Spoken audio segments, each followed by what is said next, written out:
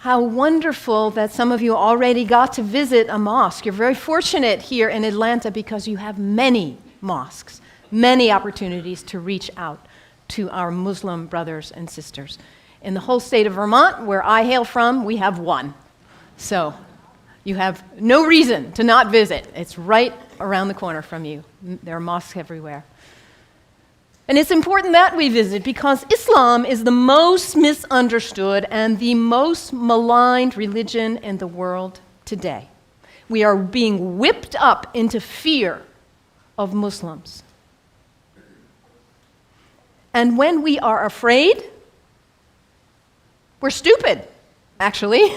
We're operating out of just that reptilian part of our brain. When we're afraid, we don't have access to our higher functionings, our whole self, the power of the knowledge in our hearts, our whole being. We're resigned to a small place of living. Ali, the son-in-law of the Prophet, says, people are afraid of what they don't understand. So my hope today is to share with you a little bit about what I love about Islam in order to invite you to a place of more understanding and less fear. Islam is very practical. If you are looking for insights about how to live a good life, how to be a good person, Islam has wonderful gems to offer to you. One of the things I love most about Islam is that it invites us to be concerned about what is the most important thing in life. To get our priorities straight.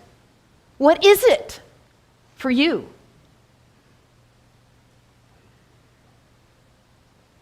Stuff? Money? Power, prestige, family, kindness, service, love, art, compassion. What is it for you? If you get nothing else out of today, take that one question and live into it. And if you don't know the answer yet, find out. What is it for you? What's most important? In Islam, the answer is very clear. La ilaha illallah, Muhammadan Rasulullah. There is nothing but the source. God, the one. How did you say it, Anthony? That love which is greater than we can know. That's what matters. And Muhammad is his prophet. Is the prophet of love. La ilaha illallah, Muhammadan Rasulullah.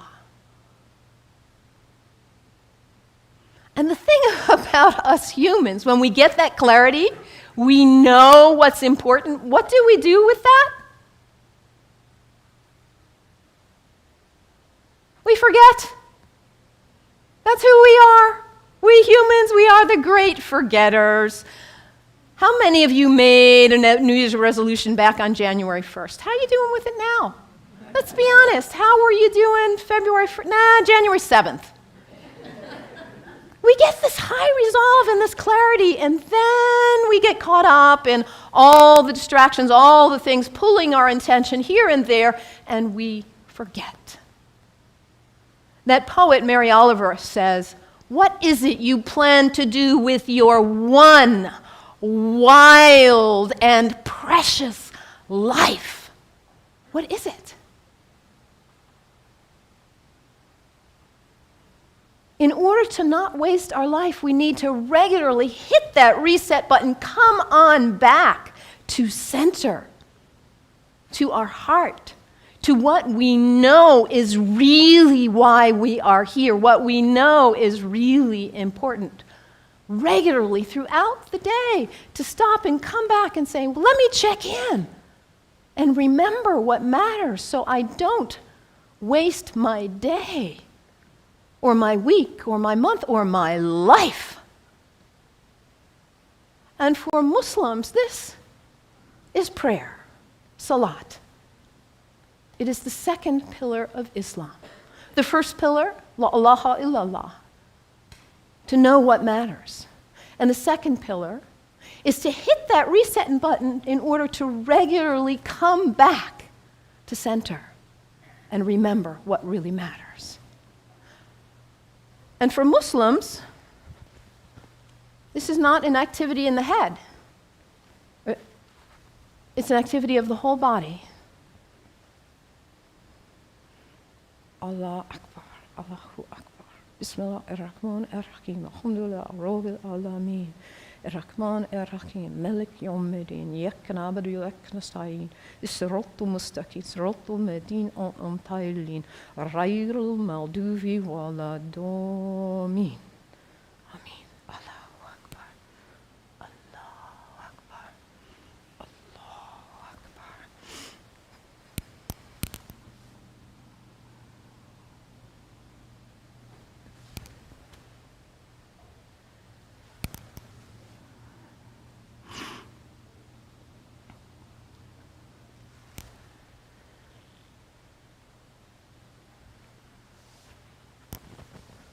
Can you imagine how limber you'd be if you did that 17 times a day? And it's done in the direction of Mecca, northeast, more or less. To hit that reset button in order to come back, to hear that voice still and small like we just sang about, to come back to what matters. So practical, I love that, the second pillar of Islam. Islam also reminds us to always be concerned about those who are less well off than ourselves. Over and over in the Quran it says, be concerned about the widows and orphans. Be generous. I brought some soup as a symbol of generosity, giving, donating to food banks, giving to people who need food. I think about Muhammad almost like a spiritual, a social genius. He himself was an orphan. By the time he was 6 years old, he had already lost both his parents. He knew marginality. He knew it. And what happens when there is imbalance in a society where there are some who have a lot and some who don't have enough? What happens here? Those who don't have enough are suffering, aren't they?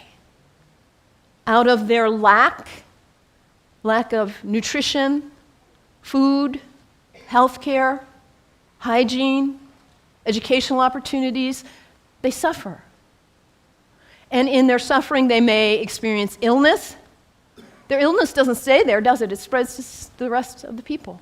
And in their need, they may choose to engage in criminal activity just to try to put food on the table. And that destabilizes the whole society when you have some without and some with too much. And what about the people with too much?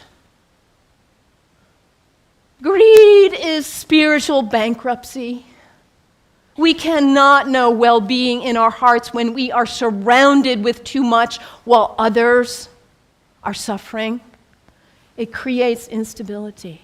And Muhammad, peace be upon him, he was a spiritual genius, saying, let's bring it back into balance. Let's give. Let's be generous. And this is the third pillar of Islam, zakat, generosity. I love that about Islam. And I love, too, that Islam invites us to take a break from our habits. We humans, we're habitual creatures. We just are. We do something once, we do it again, we just do. How many of you are sitting in the same seat you always sit in today? That's okay, nothing wrong with that. We're creatures of habit. And if the habit's a good one, like brushing your teeth, wonderful. It strengthens you. Your habits can raise you up to give you strength and clarity to live your life on purpose with integrity. Or your habits can pull you down.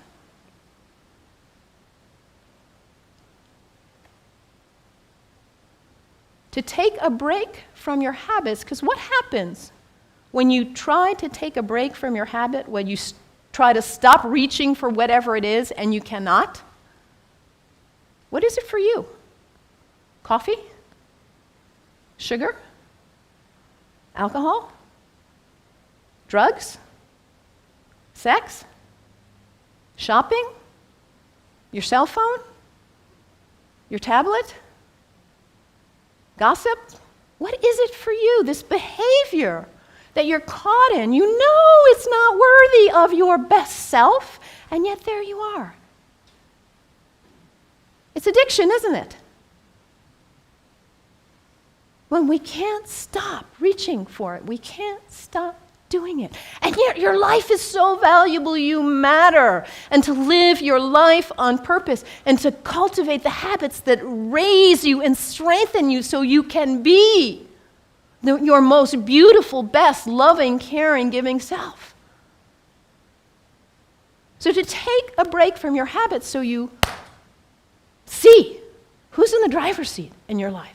And put yourself back in the driver's seat, whatever it is for you. There are other people in this room who have also struggled with addiction in this way and who have overcome it.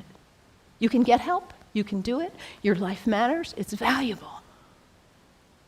This is the next pillar of Islam, fasting. Fasting not just from food, but fasting from other activities and behaviors as well. And when we fast from food in particular, and it says over again and again in the Quran, fasting is good for you if you only knew. Because we put too much in our bodies, don't we? We stress them. We overeat and put junk. And we don't honor the beauty of ourselves. And also, when we fast, hunger is not a theory in the head, it's an experience in the body when we fast from food, that feeling. And then when you see somebody else on the street who is begging, it's not a theory. You feel empathy because you know what hunger feels like. It's harder to close your eyes and walk right on by.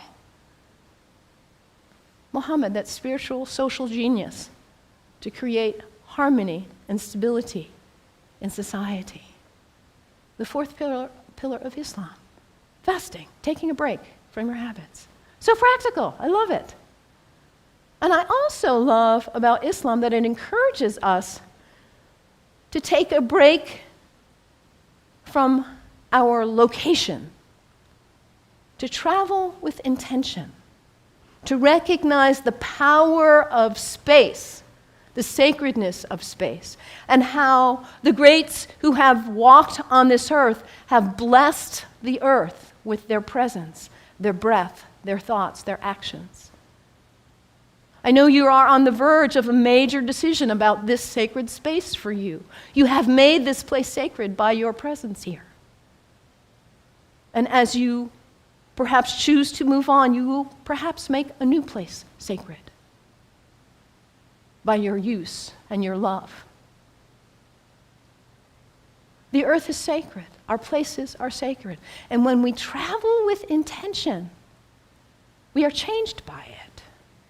This is the fifth pillar of Islam, pilgrimage. And for Muslims, the pilgrimage is to Mecca, which none of us will probably go there. But where is pilgrimage for you? My last name is Kennedy. My family is Irish. My parents have gone to Ireland. My mother says there are no words to express what it is like to walk in that place of our ancestors, of the great Celtic saints and sages. It may not be Ireland for you or Mecca, but where is it for you? Anybody been to Walden? The place where that great book was written? It's a place of pilgrimage for many of us. Anybody been to Transylvania? A place of pilgrimage for many of us.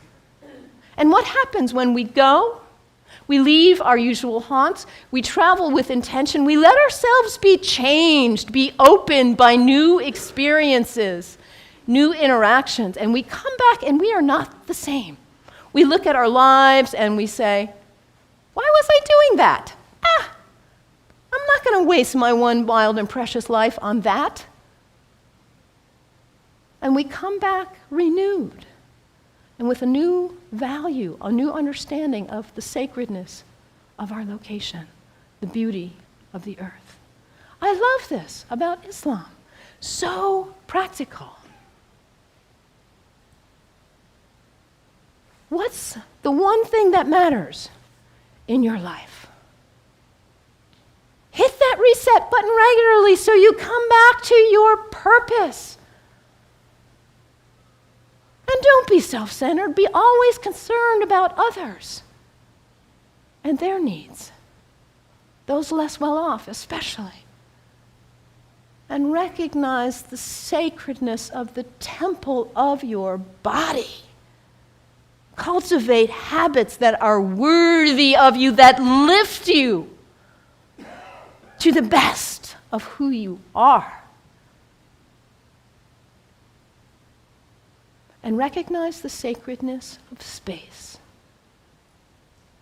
and the gift of the ancestors, the sages, the saints, the prophets who have gone before us and held a beacon of example for us.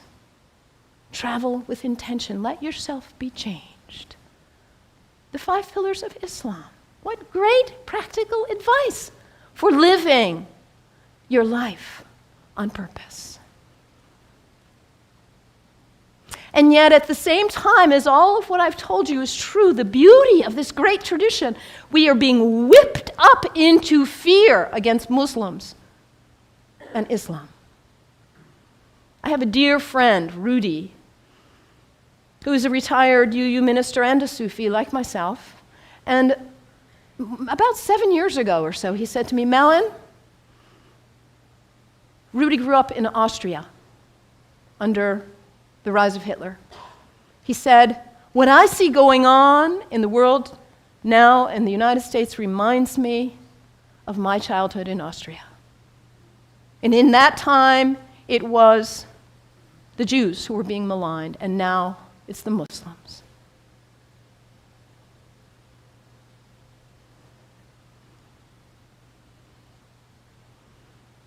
Hermann Goering, the right-hand person of Hitler, a Nazi. In the Nuremberg trials, he said something like this: the people do not want war, that's a given. But the people can be brought to the bidding of their leaders. It works the same in all countries, whether it's a dictatorship, a democracy, socialist, doesn't matter. All you have to do is convince the people they are under attack, make them afraid, condemn the pacifists for being unpatriotic, and the people will come to the bidding of their leaders. We're in the midst of such a time. People are afraid of what they don't understand. I implore you, do not fall for this ruse.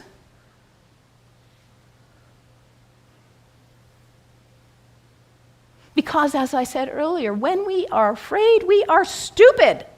We are relegated to a very small part of our mind. People who advocate violence are dangerous, whoever they are. Within Islam, guess what percent of Muslims, this is based on a Gallup study worldwide of Muslims, guess what percent of Muslims think violence is the way to go, is an appropriate response to what's going on? Less than 1%. This is really accurate social science research. And this less than 1% of Muslims who advocate violence are getting 75% of the media coverage. This less than 1%, yes, they are dangerous. The fringe in any religion is dangerous, whether they are Christians or Jews or Sikhs, whoever. Folks who feel compelled to use violence. This minority in any religion is dangerous. When we hear about Christians, we know not to equate the minority who would bomb an abortion clinic with all of Christians. The same is true with Islam. This less than 1% who would advocate violence, they do not speak for Islam. The people who speak for Islam are the people who are most concerned about living life on purpose. Not wasting your wild, precious life, but hitting that reset button, coming back to center, being concerned about justice and everyone's needs. The true Muslims are the people who recognize the temple of the Holy Spirit, which is our body, and cultivate life and living and habits that are beautiful and worthy. The true Muslims are the people who respect the earth and the prophets from all traditions. So I implore you, you've got Muslim neighbors all around, go visit, make friends. Do not let yourself fall into this trap of being afraid of what you do not know. And take the example from the great tradition of Islam and live your one wild and precious life on purpose. May it be so. May it be so. Blessed be. Amen.